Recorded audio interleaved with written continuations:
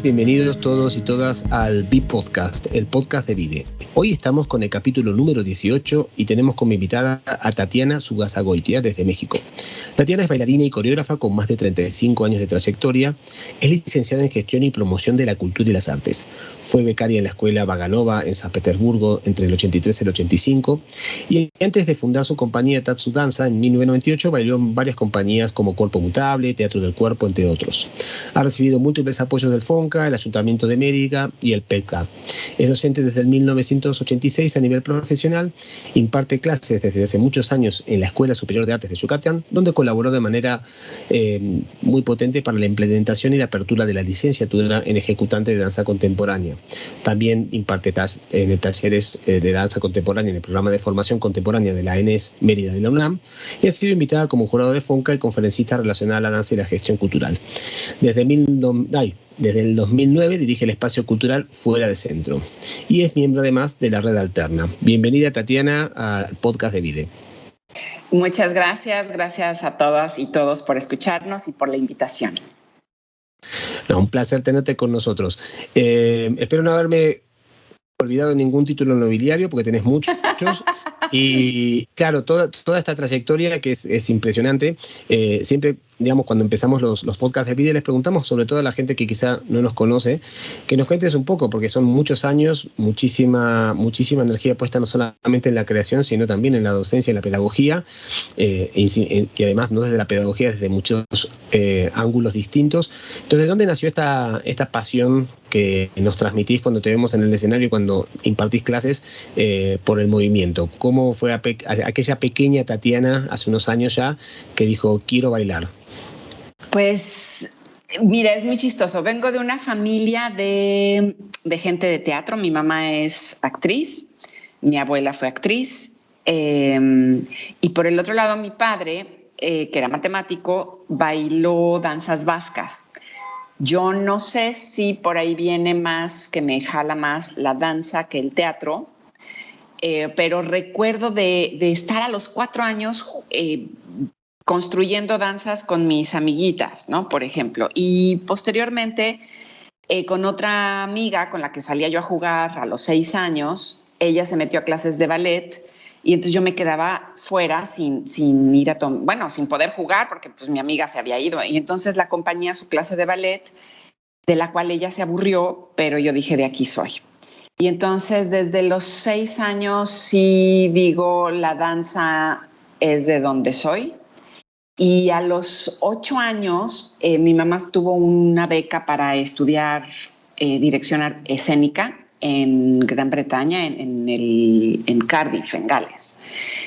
Y ahí pues eso, también tomando clases de ballet, la maestra como que yo creo que sí vio pues ahí el parvulito y me daba clases particulares.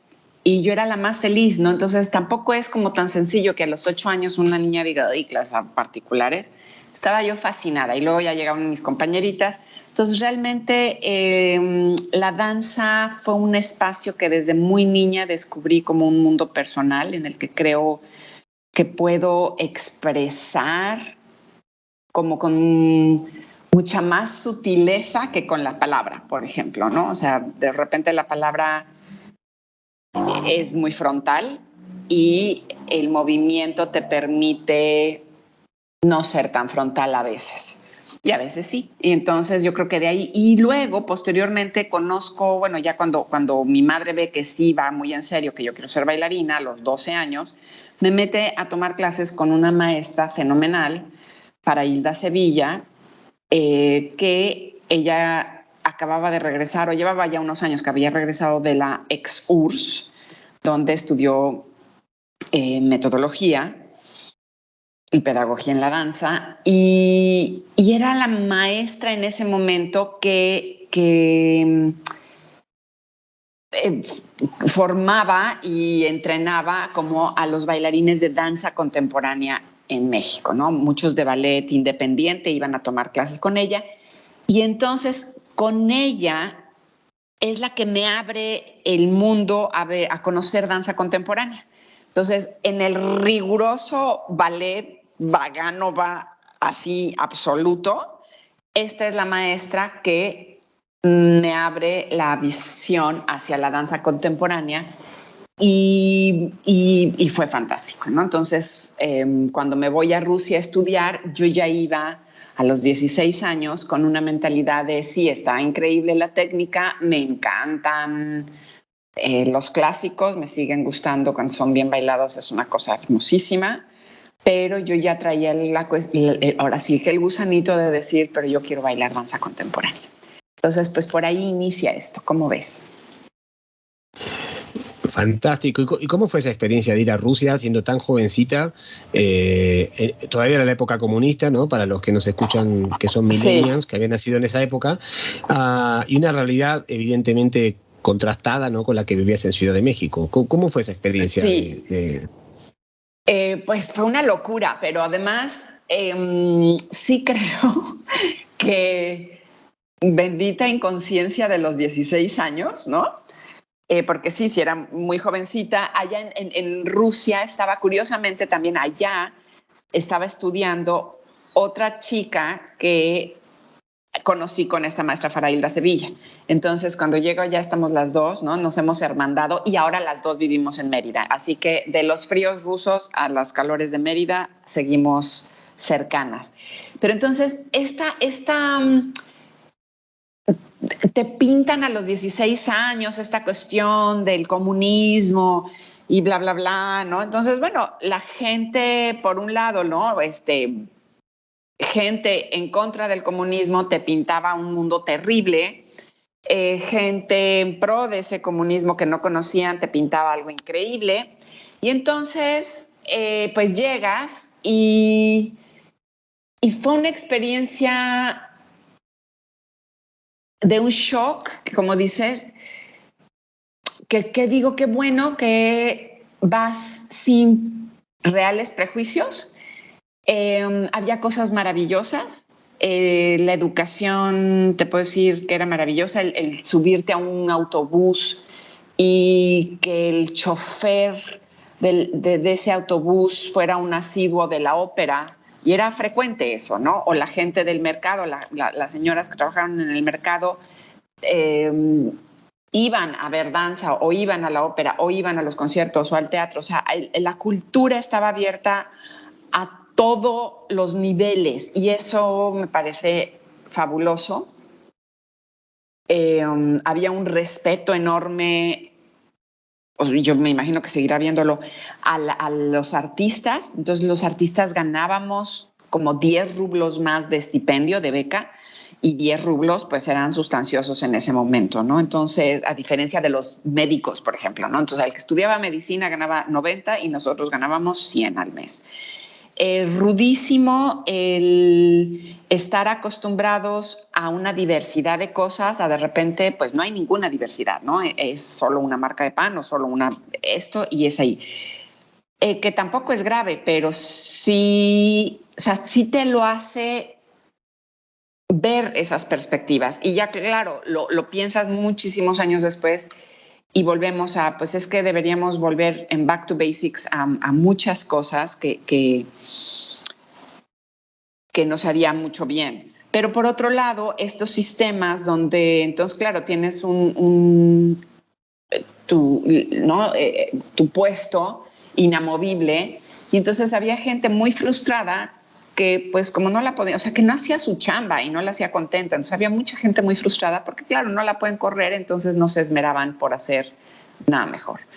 Digamos, vendedores, etcétera, ¿no? Entonces, esos pros y esos contras, nadie se moría de hambre, nadie se moría de frío, pero se morían de frustración ante saber que hay un mundo afuera al cual no estaban permitidos. Eso es horrible. Horrible siempre me pareció el que de repente pues estas amigas rusas nos pedían que les compráramos algo en las tiendas para extranjeros porque en sus tiendas, ¿no? En las tiendas comunes no se podía. Y esas cosas a mí no me gustan. Entonces, fue importante, fue muy, muy importante vivir esos fríos, esos lugares fantásticos, el rigor en la escuela, ¿no? Esta jerarquía, ahí sí se sentía la jerarquía, o sea, entrabas y dices, dioses, o sea, aquí esta es la escuela donde estuvo Ana Pavlova, o sea, no estamos hablando pavadas, ¿no?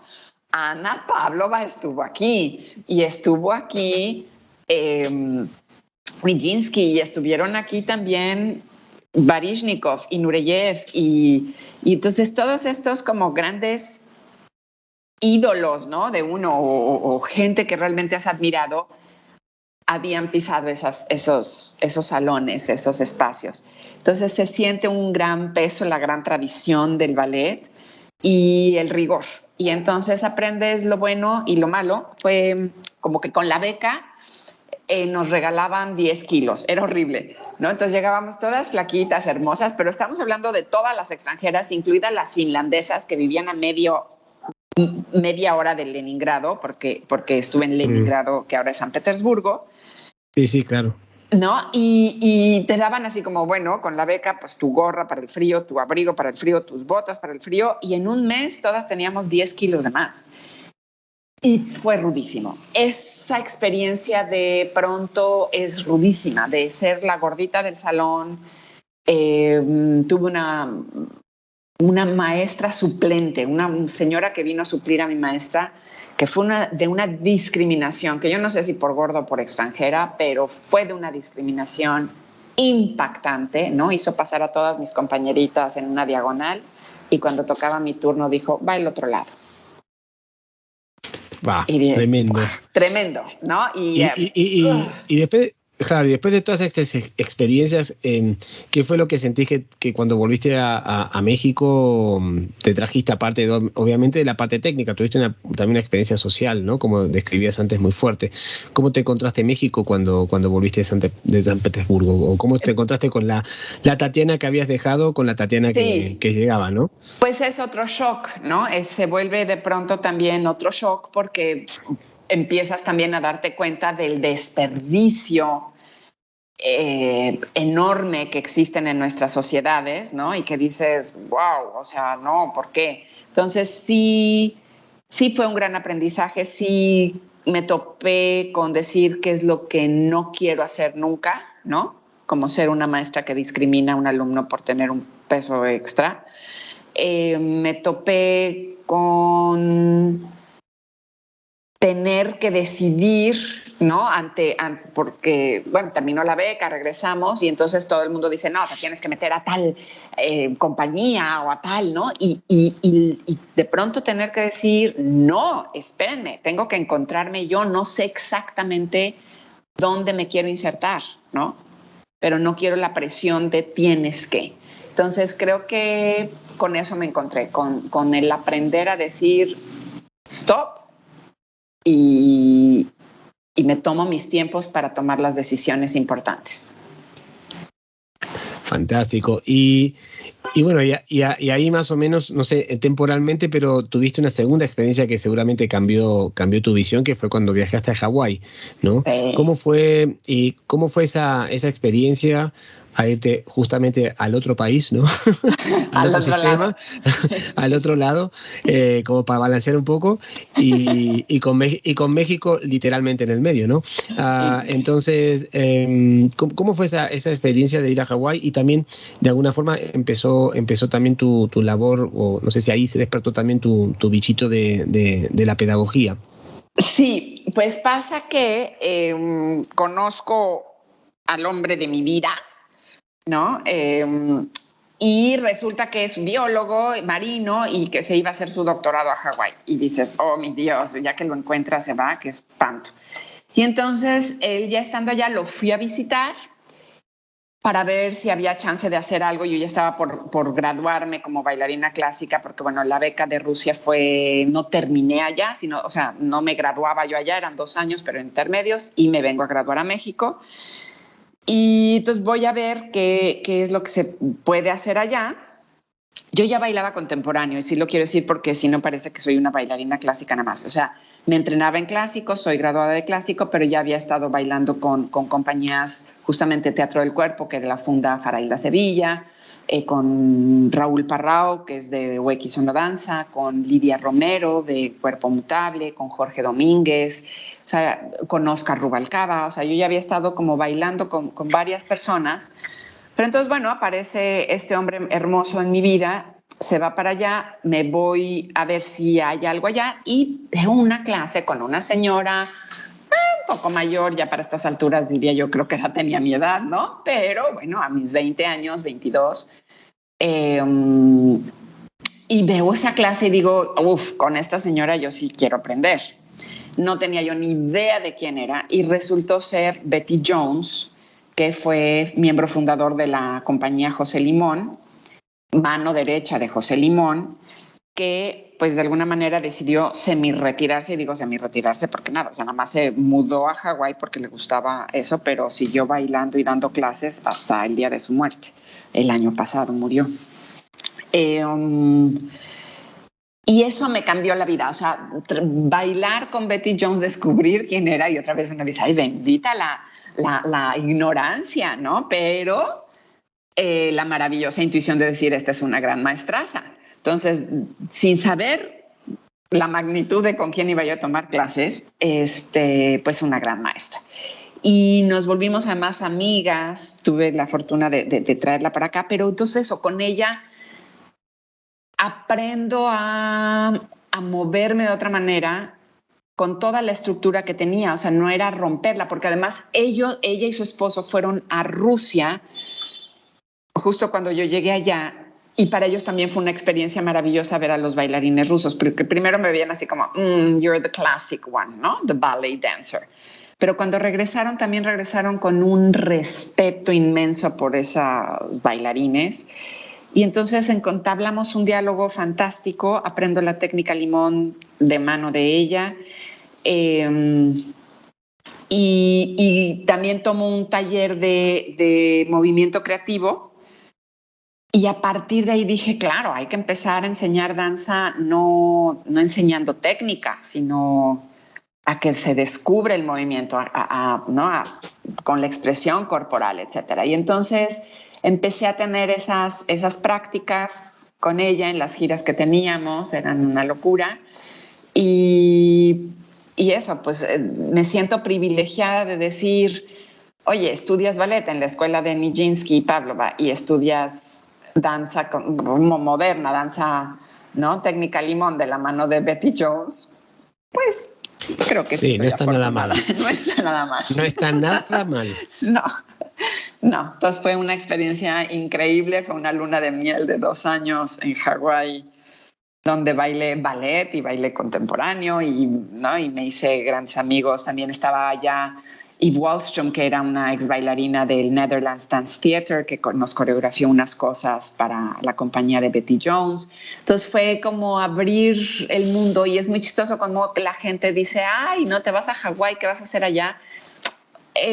Uno va a ser siempre donde te pongan, ¿no? Si eres un hacedor, siempre vas a encontrar hacer, no importa en dónde. Y siempre Totalmente. Va a haber gente que resuene contigo, ¿no? Entonces, increíble la experiencia, fantástica. Qué bueno.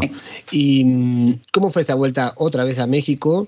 Y también no solamente empezar a aplicar estas prácticas como pedagoga, sino empezar también a bailar con otras compañías y a moldear distintos lenguajes y poner tu cuerpo en situaciones escénicas de movimiento distintos. ¿Cómo fue ese momento de empezar también a establecerte en México? Pues al regreso, la idea que teníamos era como estar en la Ciudad de México máximo 6 meses, y acabaron siendo muchos años, creo que 12 o una cosa así.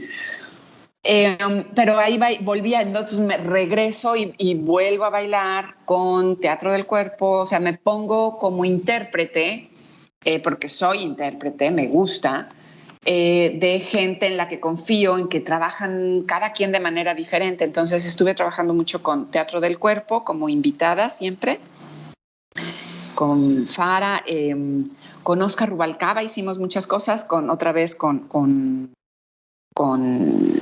Parrao, por ahí hice otra cosa, pero sobre todo ya en este momento fue sobre todo con Oscar Rubalcaba y con Teatro del Cuerpo. Y estuve experimentando, hice teatro también al lado de mi madre y en otra cosa hice comedia musical antes de casarme también porque pues se dio la oportunidad. Entonces, esta cuestión de trabajar con diversos coreógrafos, con diversas propuestas, con diversos universos y con diversas formas de abordar el trabajo escénico, a mí me gusta mucho, ¿no? Porque validas todas, porque no hay una sola fórmula que funcione y todo eso me fue ayudando a decir esto me gusta de acá, esto me gusta de acá, ¿no? Y no es que plagies, pero vas asimilando y vas generando el quién eres. Y en un momento dado, cuando no ahí hubo un momento y coincidió cuando fui madre, ¿no? O sea, todo coincidió, pero creo que es más una coincidencia que una... O sea, vas creciendo, vas teniendo una serie de necesidades. Claro. Nace la hija, ya no tienes el tiempo para estar a disponibilidad de horarios de otros, sino tienes que encontrar tus propios horarios, ¿no? Y entonces ahí, por eso digo, coincide con que digo, pues este es el momento de yo empezar a decir lo que yo quiero decir, como yo lo quiero decir. Y entonces tenía yo muchas ganas de conjuntar estos mundos del teatro y la danza, que me gustan, y me puse a la búsqueda de un monólogo. Entonces, claro, ahí ya aparece mi madre con, ya sabes, ¿no? Los miles de libros de monólogos para mujeres teatrales. ¿Por dónde empezar? ¿Por dónde empezar? y pues me leí varios y dije, no va por aquí. Pero me leí un libro de Alberto Ruiz Sánchez, Los nombres del aire, y dije, es que es esto lo que quiero decir. Es esto. Y claro. Por aras del destino, mi hermano conocía a Alberto Ruiz Sánchez, entonces le pedí así como, los datos para ir a buscar al señor, y entonces llegas así de, no, con el gran autor, así de, oiga, es que me encantó su libro, y pues no sé, me gustaría hacer algo con él, qué emoción, claro, haz todo lo que quieras, ¿no? Con una generosidad increíble, y ahí empieza una colaboración con este escritor fantástico, Alberto Ruiz Sánchez, que se ha derivado también en una amistad ya por más de 20 años, 25 ya llevamos, y increíble, o sea, ese fue un detonante importantísimo de empezar a experimentar con cómo yo quería decir y hacer mis cosas, ¿no? Bueno, y ahí viene la siguiente pregunta, ¿no? Porque la relación entre el movimiento y la literatura en tu obra coreográfica está muy entrelazada. ¿Y cómo fue este momento de decidir, bueno, empezar tu propio proyecto, ¿no? Contar su danza, y cómo fueron esas primeras experiencias que contabas de una vez que, ¿no? Siempre es importante cuando uno hace la primera obra, por lo menos a mí me pasa como coreógrafo, la primera que haces, ¿no? Es como, bueno, ya está, ¿no? La puedo hacer.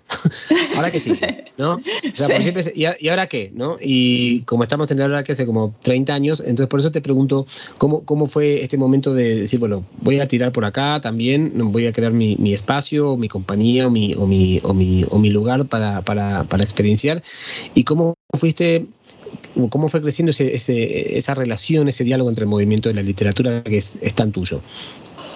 Pues ahorita que lo dices y me viene, o sea, como uno de los grandes regalos de mi padre es el amor por la literatura. Y entonces digo, mira, la danza y la literatura son paternas. Qué cosa tan bonita. Y sí, la literatura es un espacio en el que puedes viajar, en el que te puedes perder, en el que puedes entrar en tus propios bosques internos, ¿no? En tu propio mundo interno. Y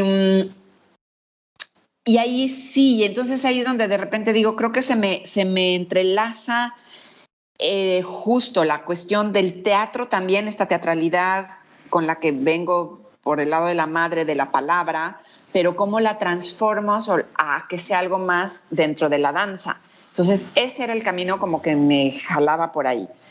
Y Y la experiencia de Tarde en Mogador, que es la obra del primer monólogo, estuve cobijada justo en la parte de movimiento con Óscar Rubalcaba, que es con alguien con quien trabajaba yo y sigo trabajando muy a gustísimo con él.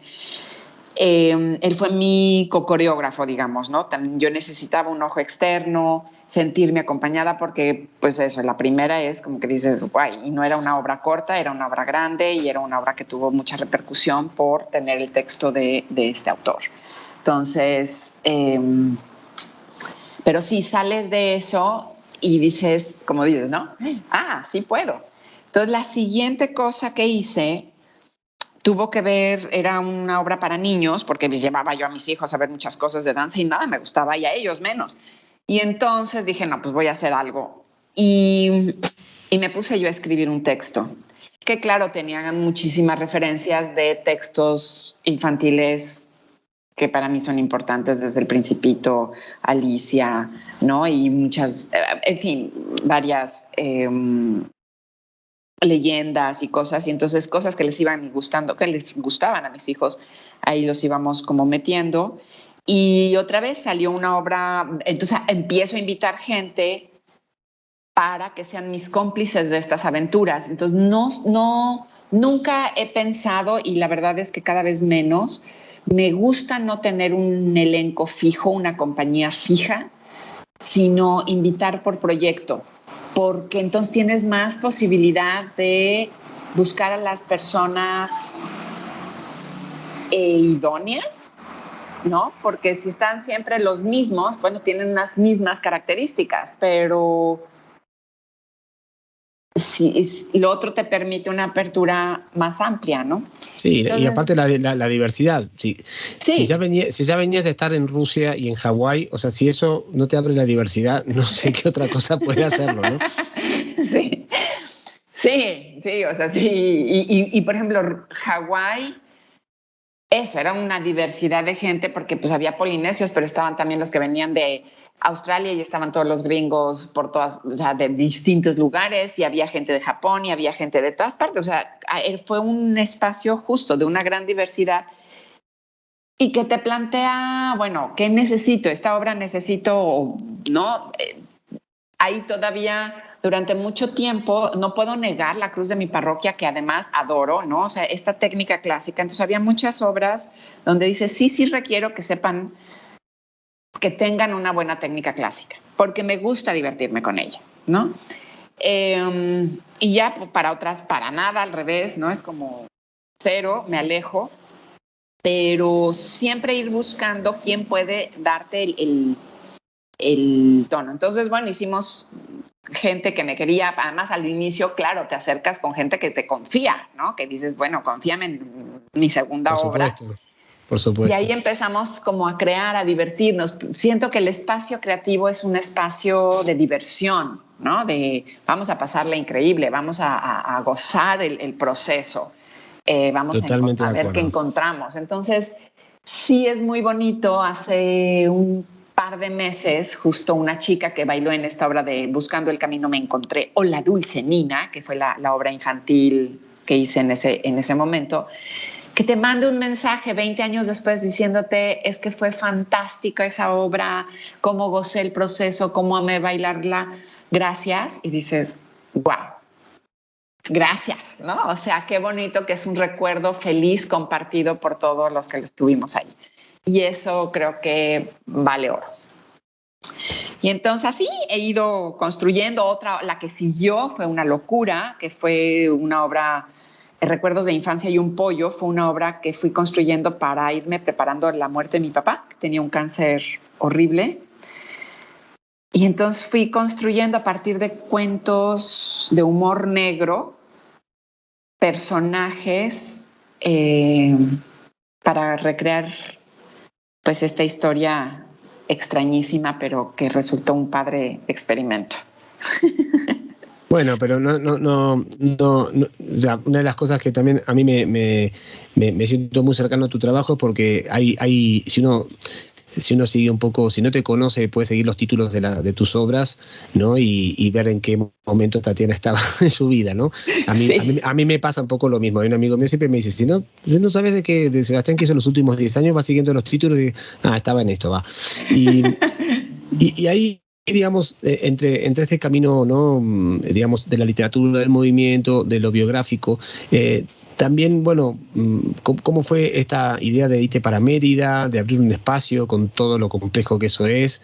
Admirable de mi parte llevar un espacio, pues más que eso yo con tanto con Vide como con la compañía somos parte de la Caldera, estamos dentro de un paraguas más grande, ¿no? Pero cuando uno va a abrir algo de cero, ¿cómo salió esa idea de Mérida? No me digas que fue también tu marido que te llevó para allá, ¿no? Por supuesto.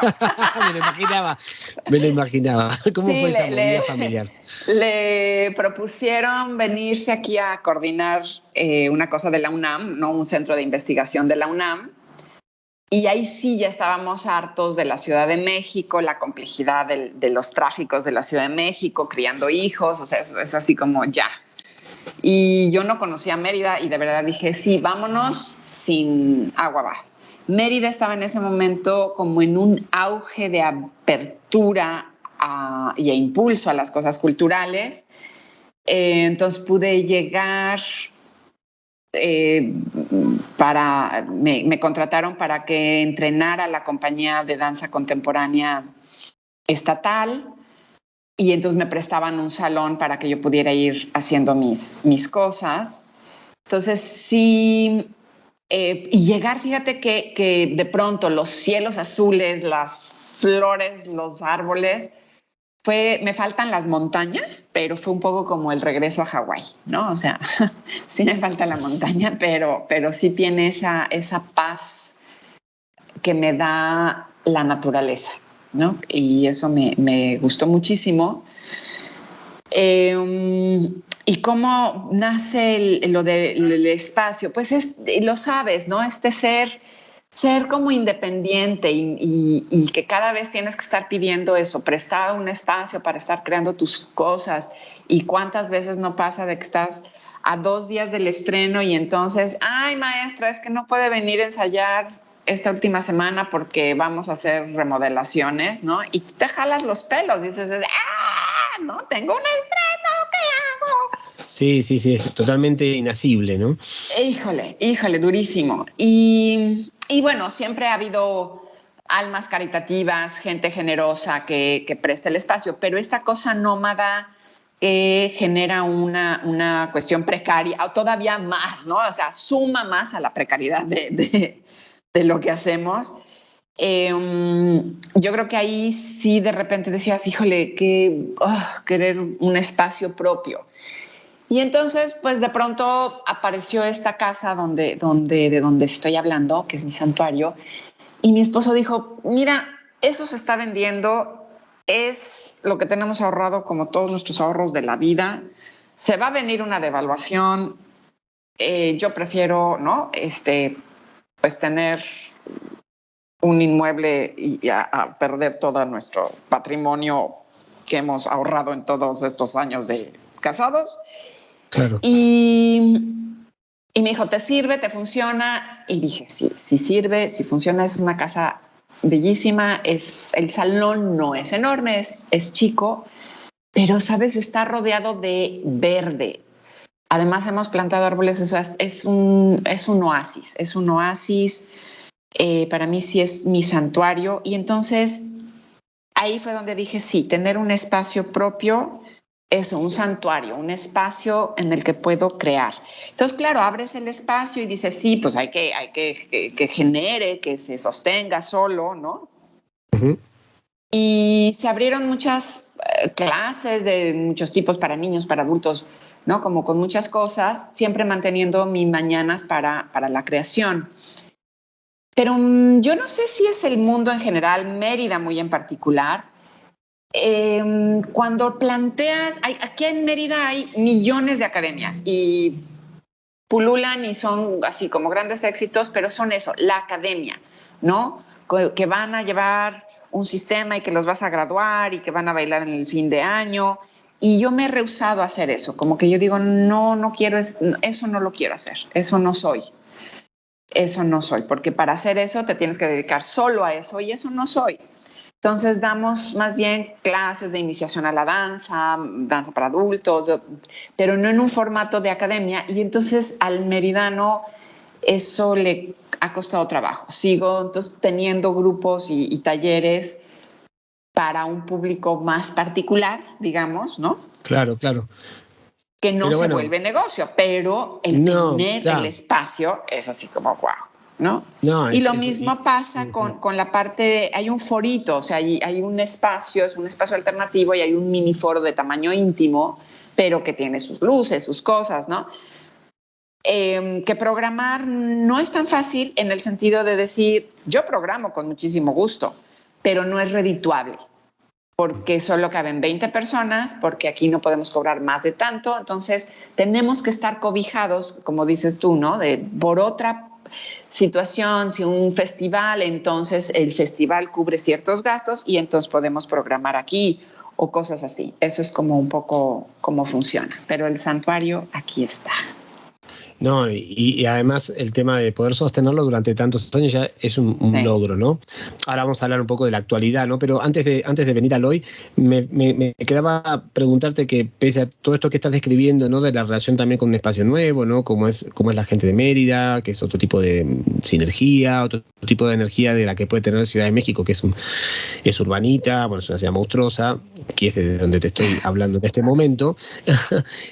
También estuviste muy involucrada en crear la licenciatura, más allá de tu espacio. Entonces, ¿cómo fue también esa porque yo puedo intuir, conociéndote un poco, que también el tema de que haya no vamos a llamar una legalidad, porque no es la palabra, pero sí una cierta formalidad o un formalismo a la hora de titular a una persona que estudió X años, es importante, y que esa titulación valga para lo que tenga que valer, que es poder ejercer la pedagogía o ejercer en una compañía universitaria, etcétera. ¿Cómo fue también tu camino? Porque balanceabas, como decías, ¿no? Abrir un espacio para un público que no es el que va a la academia, pero también que es un público distinto y diverso, y por otro lado involucrarte, ¿no? En lo académico para que la titulación tenga un peso, ¿no? ¿Cómo fue eso?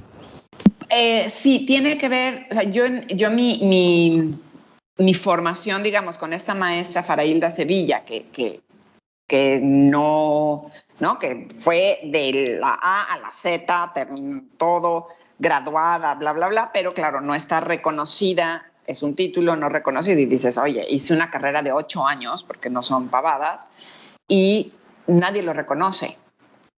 Y a mí, en esta cuestión de formar gente, o sea, sí me gusta mucho en la docencia, hay como este doble carril, ¿no? Entonces está el carril donde me gusta aportar mi pasión por el movimiento y mi pasión por el cuerpo, el de decir todos los cuerpos bailan, ¿no? Y entonces ven y goza del movimiento, y que nadie te diga que tú no puedes bailar, todo el mundo puede bailar. Y entonces eso es lo que hago en mi estudio, ¿no? Le doy la bienvenida a quien quiera y vamos a gozar del movimiento, y todos vamos a seguir como avanzando, porque no es que no avance, sino realmente sí vamos a ir avanzando, pero no es con una mira profesional.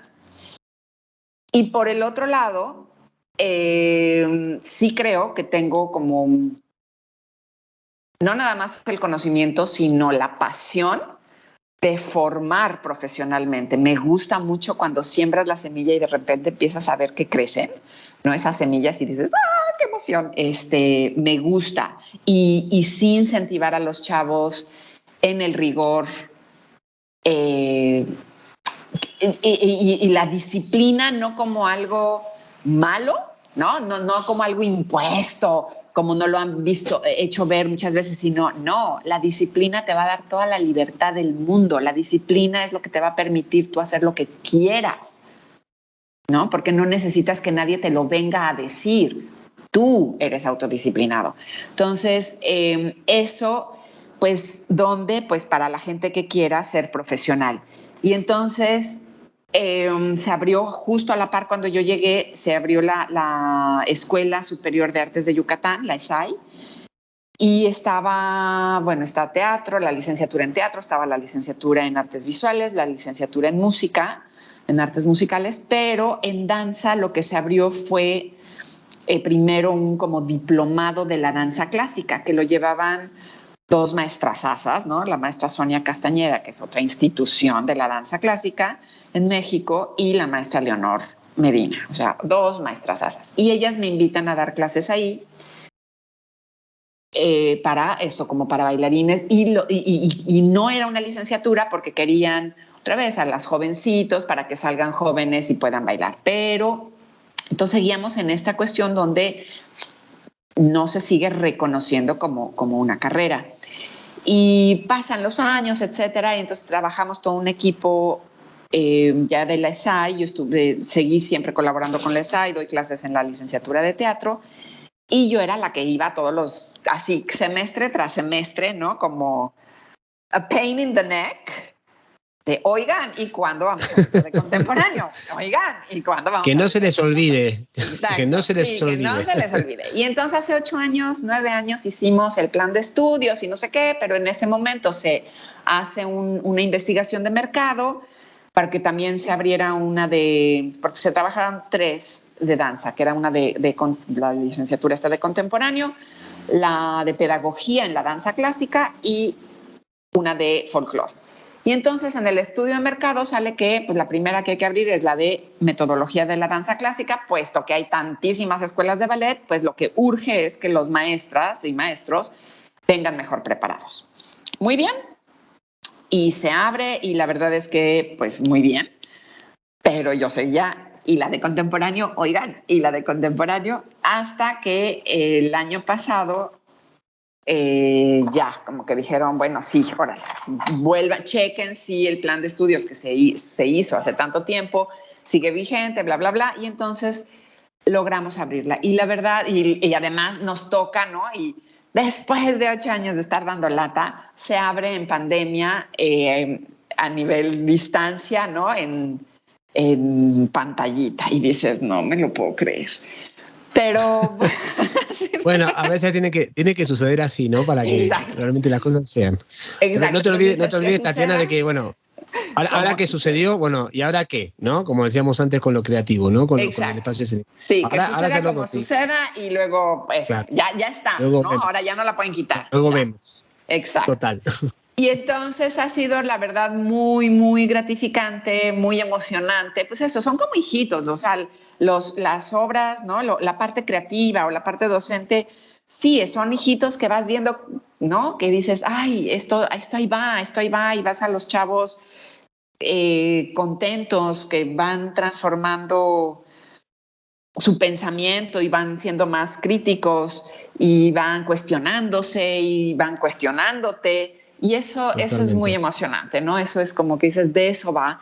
Creo que sí es importante. Mira, cuando yo llegué a Hawái justamente, ¿no? Con Betty, llegué con mis dossiers, ¿no? De mi currículum, pues para... Entonces, ay, miren, Miss Betty Jones, aquí le traigo mi currículum porque ya me voy a venir a bailar, a vivir a Hawái en un mes. Y me lo devolvió y me dijo, no, darling, o sea, tu currículum lo voy a ver cuando tomes una clase conmigo. Tu currículum está en tu cuerpo. Claro. Y eso, y por supuesto, ¿no? Sí, yo no creo, y es ahí tengo como, no creo en que tengas el título de licenciado en danza contemporánea, eso te haga mejor bailarín que alguien que estudia o que se forma de manera no institucional.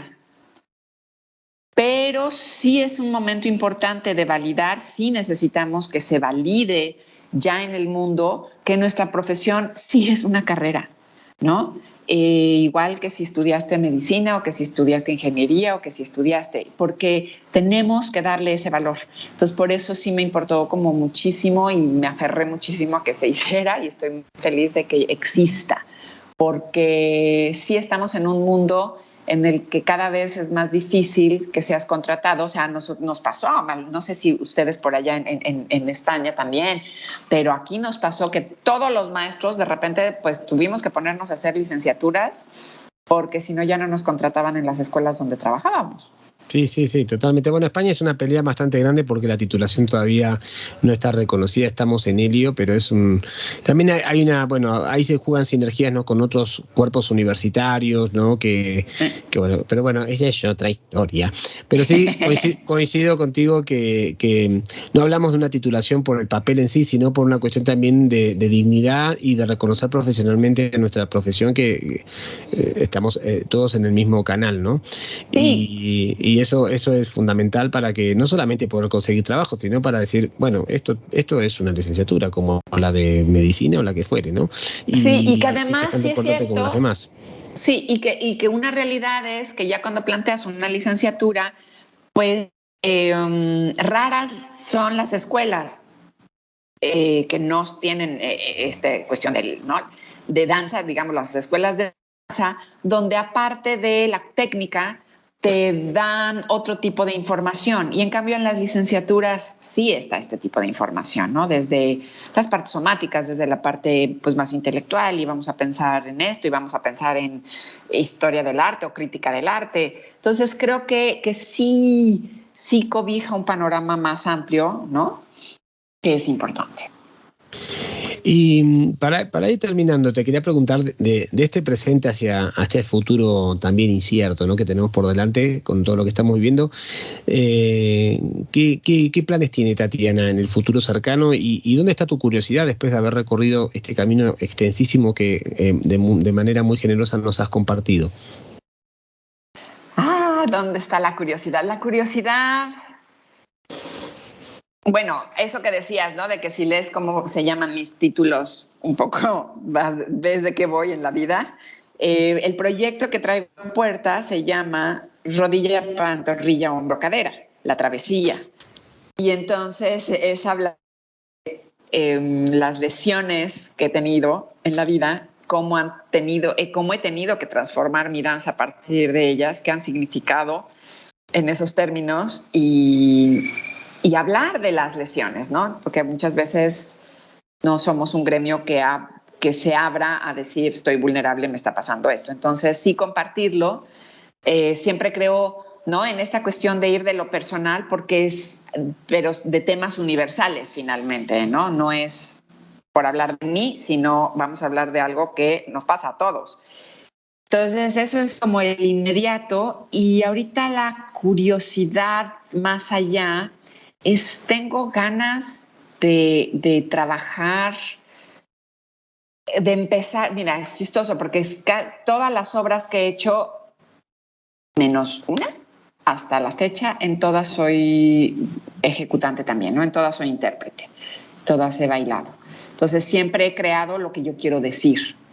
Y muchas veces ya no lo bailo yo, pero lo bailé, entonces sé muy bien qué se siente estar allá adentro.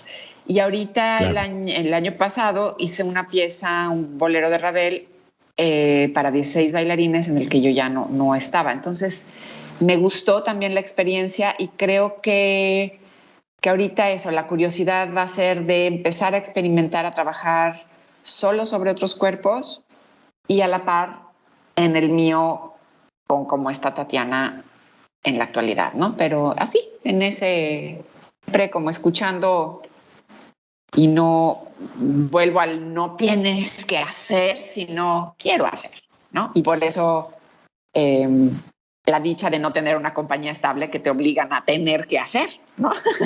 Claro, es una diferencia muy, muy, muy grande. Bueno, acaba de decir una palabra muy puntual, ¿no? Querer y no tener. Y el querer para mí, por lo menos desde mi cosmovisión, tiene que ver con el deseo, ¿no? Está relacionado con el deseo. Deseo Exacto. hacer, ¿no? Y deseo Sí, contar. Y no tengo que contar, ¿no? O sea, como si fuera una obligación. sí. Sí, deseo. Y esa palabra como que es la que me jala y con la que conecto con muchos artistas. Por ejemplo, justo Alberto Ruiz Sánchez, pues habla siempre del deseo, ¿no? Entonces dice, Sí, sí, totalmente. es el deseo, es que deseo. A mí la ambición no es una palabra que entre en mi vocabulario, por ejemplo, ¿no? Mm.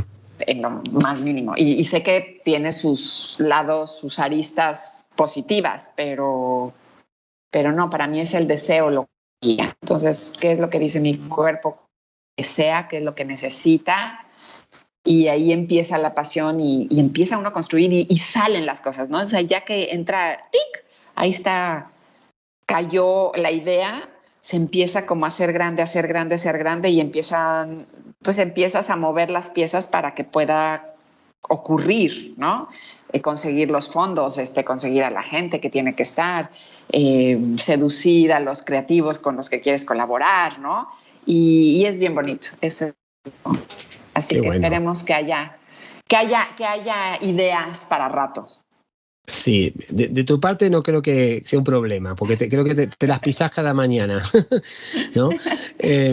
Bueno, también preguntarte, ¿no? Y con tu permiso, que todas las personas, no solamente de Ciudad de México, pero en Mérida también, de poder contactar con Tatiana es muy sencillo, es una persona que, a pesar de que tiene una carrera impresionante, es una persona cálida y cercana, que podemos poner el link de tu espacio de Mérida, que estaría buenísimo.